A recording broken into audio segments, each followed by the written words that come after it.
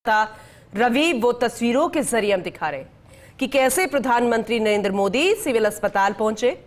घायलों से वो हालचाल जान रहे हैं जैसे कोई घर का बड़ा शख्स होता है, मुखिया होता है, वो पहुंचता है और घायल देखिए हर एक जानकारी साझा कर रहे हैं। इसमें वो सिविलियंस है जो इस घटना में दुर्घटना के शिकार हो गए और मेडिकल स्टूडेंट्स भी हैं जिस हॉस्टल पर विमान का मलबा गिरा था। डॉक्टर्स पूरी जानकारी दे रहे हैं प्रधानमंत्री नरेंद्र मोदी को और उस शख्स से भी बातचीत की है प्रधानमंत्री नरेंद्र मोदी ने, रमेश से, जो इस घटना में चमत्कारिक रूप से बच गया था। देखिए वो तस्वीर हम आपको दिखा रहे हैं, बता रहा है कैसे रमेश की कैसे वो बचा है। ये कितना महत्वपूर्ण है कि खुद प्रधानमंत्री नरेंद्र मोदी उन घायलों से मिलने के लिए पहुंचे हैं। फॉक्स इंडिया न्यूज पर एक्सक्लूसिवली आपको दिखा रहे हैं बेहद अहम तस्वीरें और उन घायलों के साथ परिवार के लोग भी हैं। जो मृतक हैं वो परिवार के लोग भी अस्पताल में, क्योंकि डीएनए सैंपलिंग चल रही है तो जाहिर सी बात है उस पर भी जानकारी ली गई होगी। परिवारों से जो मुलाकात है, उन परिजनों से ढांढस बंधाकर दुख कम करने की कोशिश की गई होगी। ये बेहद खास है देश के मुखिया का ऐसे घायलों से मुलाकात करना, क्योंकि खुद प्रधानमंत्री नरेंद्र मोदी कहते हैं कि पूरा देश मेरा परिवार है और जब देश के लोगों पर आंच आती है तो फिर मुखिया होने के नाते, परिवार का बड़ा होने के नाते मेरी जिम्मेदारी बनती है और मैं अपनी जिम्मेदारी बखूबी जानता हूं। और उन्हीं जिम्मेदारी के तहत प्रधानमंत्री नरेंद्र मोदी देखिए कोई ऐसे उन्होंने फील नहीं करवाया कि वो प्रधानमंत्री है। पूरे तरीके से स्ट्रक्चर पर हाथ उन्होंने रखा, जिस बेड पर वो लेटे हुए थे घायल, उन्हीं पर हाथ रख के झुककर एक परिवार की तरह, यानी ढांढस बंधाया गया, हौसला दिया गया कि आप ठीक हो जाएंगे, आप स्ट्रांग हैं और हर संभव मदद दी जाएगी। इस घटना से आपके दिमाग पर भी बहुत ऐसा प्रभाव पड़ा होगा, मानसिक रूप से भी आप डर गए होंगे। शारीरिक रूप से तो चोटें लगती है, जो मानसिक रूप से चोटें लगती हैं वो बहुत बड़ी होती है, उनको भर पाना बहुत मुश्किल होता है, क्योंकि यहाँ डॉक्टर्स उन जख्मों का इलाज करते हैं जो शरीर पर लगते हैं, जो दिमागी रूप से मन में भी जख्म लगते हैं, उन्हें भरने का काम प्रधानमंत्री नरेंद्र मोदी कर रहे हैं। और हमारे सहयोगी रवि भी लगातार हमारे साथ उसी अस्पताल के बाहर मौजूद हैं, उनसे हम ज्यादा जानकारी लेंगे। जैसे कि आप कह रहे थे रवि, जिस तरीके से जानकारी ले रहे थे प्रधानमंत्री नरेंद्र मोदी, अब हम फर्स्ट इंडिया न्यूज पर एक्सक्लूसिवली वो दिखा भी रहे हैं। जानकारी आप ज्यादा दीजिएगा रवि।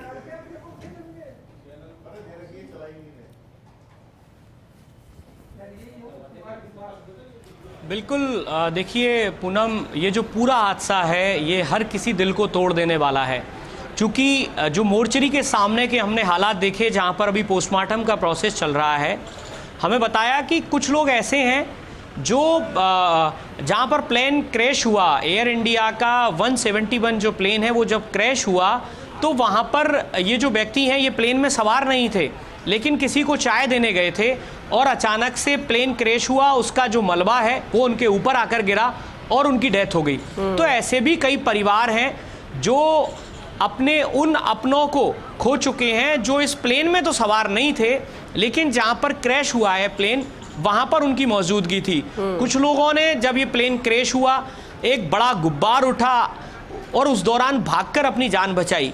तो ये जो हादसा है, ये जो पूरा दर्दनाक घटनाक्रम है, ये बड़ा भयावह है, हर किसी मन को बेचैन कर देने वाला है, मन में डर पैदा कर देने वाला है, दुख पैदा कर देने वाला है।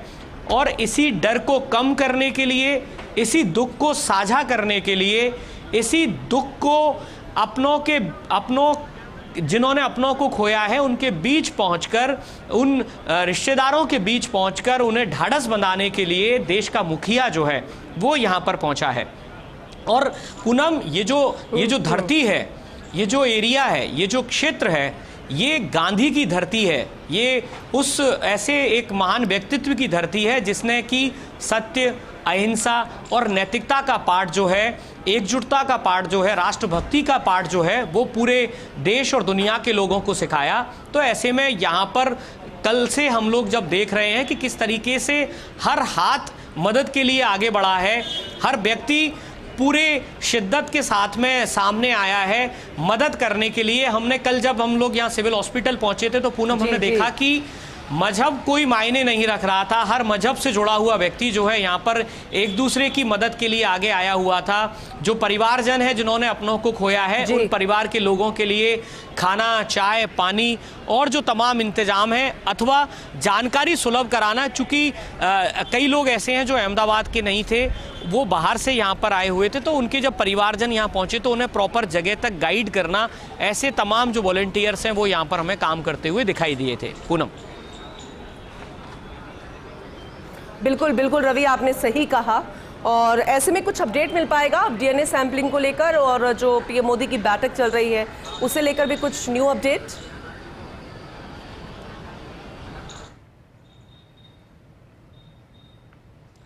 बिल्कुल, देखिए पूनम, अभी तक जो अपडेट हमारे पास में है, जैसा यहाँ के जो हेल्थ मिनिस्टर हैं उन्होंने हमसे साझा किया, करीब 200 से ज़्यादा सैंपलिंग जो है वो पूरी कर ली गई है, लेकिन अभी भी कुछ और सैंपलिंग जो होनी है वो बाकी है। और ब्रिटिश हाई कमीशन से जो ऑफिशियल्स हैं वो यहाँ पर पहुँच चुके हैं।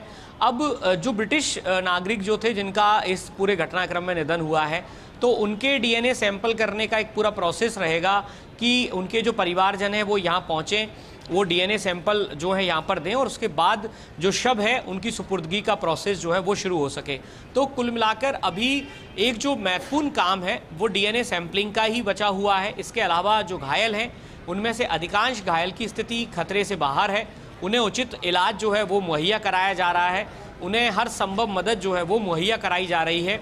और इसके अलावा और ऐसी कोई चीज़ नहीं बचती है, चूँकि अब जो पूरा प्रोसेस है वो जांच का रहेगा कि ये घटनाक्रम कैसे हुआ, क्यों हुआ, किन परिस्थितियों में हुआ, किस तरीके का एरर जो है वो सामने आया, कोई मानवीय भूल थी अथवा टेक्निकल कोई ऐसा एरर था जिसको कि जो पायलट हैं वो कंट्रोल नहीं कर पाए। ये जो तमाम चीज़ें हैं इन पर बहुत ज़्यादा कमेंट्स करना उचित भी नहीं है, चूँकि अभी ये अंडर इंट्रोगेशन है, अंडर इन्वेस्टिगेशन है ये पूरा प्रोसेस जो है, और इसमें जब डिटेल्ड रिपोर्ट्स आएंगी तो वो पूरे देश और दुनिया के जो एविएशन सेक्टर हैं उनको भी साझा की जाएंगी कि बोइंग 787 का ये जो हादसा है ये किन परिस्थितियों में हुआ है। तो ये जो तमाम चीज़ें हैं ये एक अलग प्रोसेस है, इस प्रोसेस को अलग स्तर पर अलग एजेंसियों के मार्फत आगे बढ़ाया जा रहा है। एक तरफ डीएनए सैंपलिंग का प्रोसेस चल रहा है और एक तरफ जो घायल हैं उनके बेहतर इलाज का प्रोसेस है। इसके अलावा अब जो चीज़ बचती है वो ये कि जो भी यहाँ पर और जो ऐसे लोग जो कहीं दूर के थे लेकिन उनके परिजनों ने यहाँ से फ्लाइट ली थी, वो लोग अगर यहाँ नहीं पहुँचे हैं तो उनसे भी कांटेक्ट करने की कोशिश की जा रही है ताकि उनका भी सैंपल जो है वो कलेक्ट किया जा सके और उसकी जल्द से जल्द जब रिपोर्ट आए तो उसके बाद शव जो है वो परिजनों को सुपुर्द हो सकें। जी बिल्कुल बिल्कुल, आपने सही कहा। और ऐसे में जो पूर्व मुख्यमंत्री हैं गुजरात के विजय रूपाणी, उनके भी घर पर, उनके निवास पर जाकर जो परिवारजन है उनसे भी मुलाकात करने का कार्यक्रम है प्रधानमंत्री नरेंद्र मोदी का, उसे लेकर जानकारी दीजिएगा। और आज का जो पूरे दिन का कार्यक्रम है प्रधानमंत्री का, कब तक वो रहेंगे, किन किन से और आगे मुलाकात होगी, क्या और समीक्षात्मक बैठक हो सकती है, इसे लेकर कोई जानकारी मिल पाएगी रवि?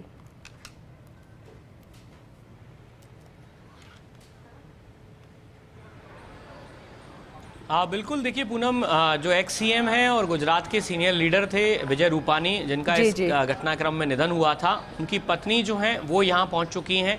दरअसल रूपाणी जो हैं अपनी बेटी और पत्नी से मिलने के लिए ही लंदन जा रहे थे, तो ऐसे में उनके परिवार के जो लोग हैं उनकी मुलाकात प्रधानमंत्री से होना संभव है, अभी तक जो जानकारी मिली है। इसके अलावा एक रिव्यू बैठक जो है वो होनी है। उस रिव्यू बैठक में इसी पूरे मुद्दे पर एक व्यापक चर्चा हो सकती है, रिव्यू लिया जा सकता है कि किस तरीके से इस पूरे घटनाक्रम में जो हताहत हैं उनको मदद की जा रही है और प्रोसेस को आगे बढ़ाया जा रहा है। सिविल एविएशन जो मिनिस्टर हैं वो यहाँ पर ऑलरेडी हैं और जो गुजरात के सीएम हैं भूपेश भाई पटेल, वो भी प्रधानमंत्री के साथ मौजूद थे जब वो क्रैश साइट पर पहुंचे थे प्रधानमंत्री अवलोकन करने के लिए। तो उनकी तरफ से भी सीएम की तरफ से भी सीएम से कल बात भी की थी और तमाम जो डिटेल है वो सीएम की तरफ से भी उन्हें बताई गई हैं कि किस तरीके से इस पूरे घटनाक्रम में हर संभव मदद जो है वो की जा रही है। जी पूनम। बिल्कुल बिल्कुल, आपने सही कहा। ऐसे में हम लगातार जिक्र कर रहे हैं और ऐसे में बहुत सारे ऐसे चेहरे हैं, बहुत सारे ऐसे लोग हैं जिनका बार बार, जैसे कि हम सीनियर लीडर विजय रूपाणी का जिक्र कर रहे हैं, जो मुखिया के तौर पर भी अपनी सेवाएं दे चुके हैं गुजरात को। और दूसरी तरफ कई चेहरे ऐसे, चाहे उदयपुर के लोगों की बात करें, जोधपुर की खुशबू की बात करें, तमाम ऐसे चेहरों की बात करें, फिर जो जिंदा शख्स बचा है उसकी बात करें। और ऐसे में एक वो बच्ची जिसे लेकर कहा जा रहा था कि पायल, जिसके पिता ने रिक्शा चलाकर उन्हें पढ़ाया, फिर वो कंपनी में गई, कंपनी वाले उनको लंदन भेज रहे थे, लेकिन नियति को कुछ और ही मंजूर था। तो इस तरीके की जो कहानियां अब निकल कर आ रही हैं, ये बहुत ही भावुक क्षण है पूरे देशवासियों के लिए। रवि, वहां पर जो गुजराती हैं, जो तमाम लोग हैं और कई प्रवासी राजस्थानी भी हैं, क्या क्या चर्चा कर रहे हैं अभी वहां पर? कितने डरे सहमे हैं, किस तरीके की बातें वहां पर हो रही हैं अभी?